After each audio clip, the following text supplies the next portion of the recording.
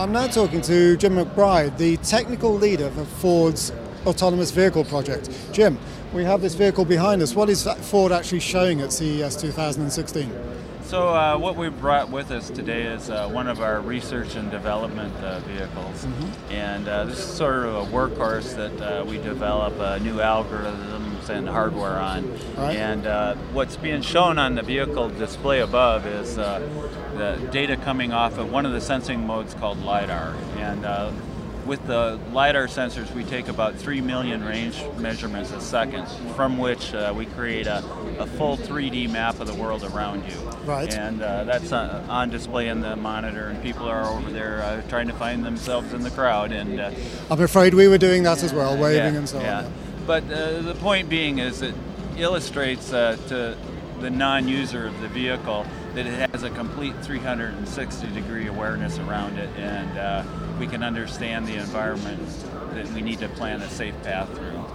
So Jim, now talk us through the technology on and in this car. Yeah, so what we're displaying today on the top of the car is one of our primary sensing modes, LiDAR, which is a method of emitting short bursts of laser light and waiting for the echo to come back.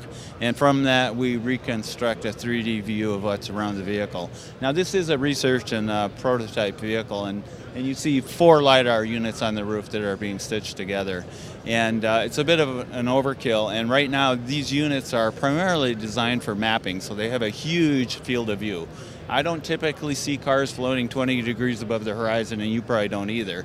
So what you'll be seeing from us shortly in a month or so is we're going to replace these LiDARs with a couple of smaller ones, likely embedded in the side view mirrors, that'll have a narrow field of view focused primarily on the obstacles that'll be in path.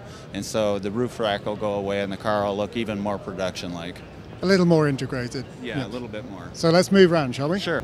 Basically, our vehicle runs on a cluster of 5 quad-core i7 processors, which just sit over here in a box that's air-cooled. And the rest of the stuff in the trunk here is basically some on-off switches for the electronics and some interfaces to the CAN bus on the vehicle.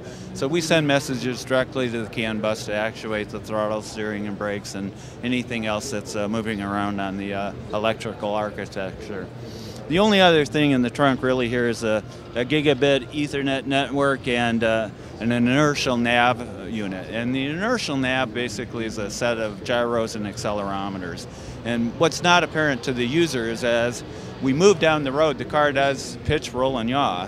And we remove all that motion at 1,000 hertz. So every laser point that hits the ground, we co-register with every camera point and every radar point, and they're all in one coordinate system, so we can fuse them together and optimize the information we derive from that.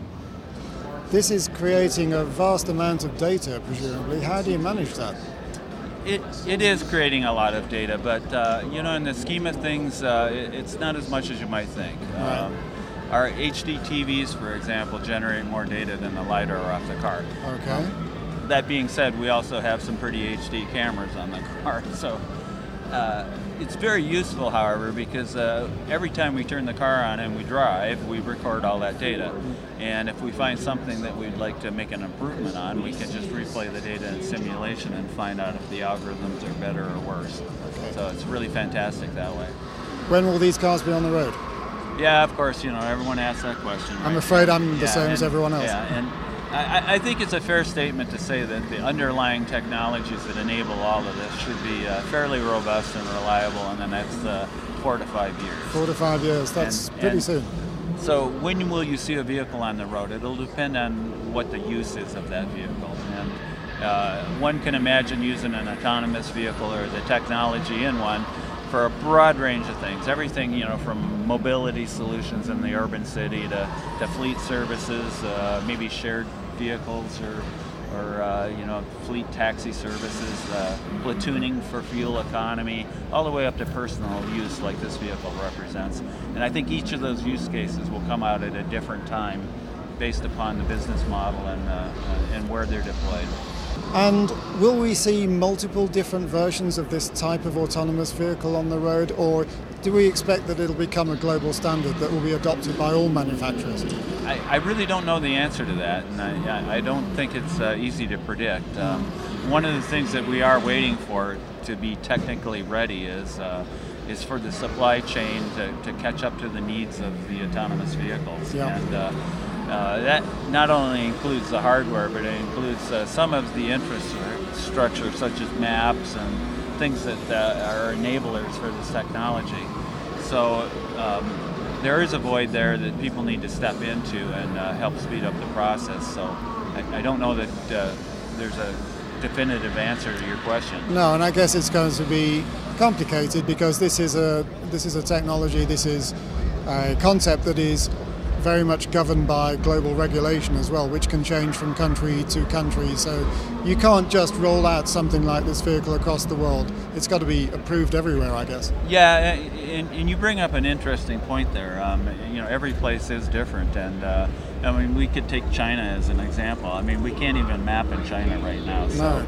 effectively, this car is a moving mapping vehicle, and how the regulatory landscape from country to country plays out is yet to be determined.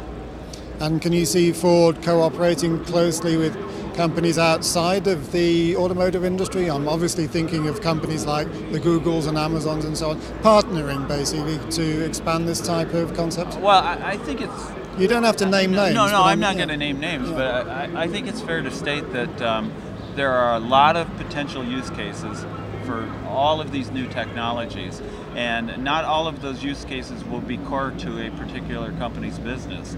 So whoever the company is, they might look for partners, and that partners might be municipalities that want to join in on an urban pod, or the partners might be a rideshare company that wants somebody to partner with them.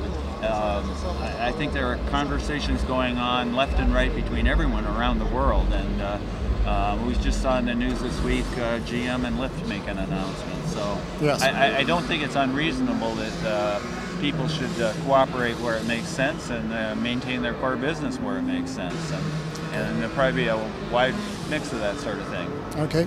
Well, I know you've been with this project with Ford for a long time. I wish you good luck and look forward to talking to you again at later CES events. Okay, thank you very much for your time.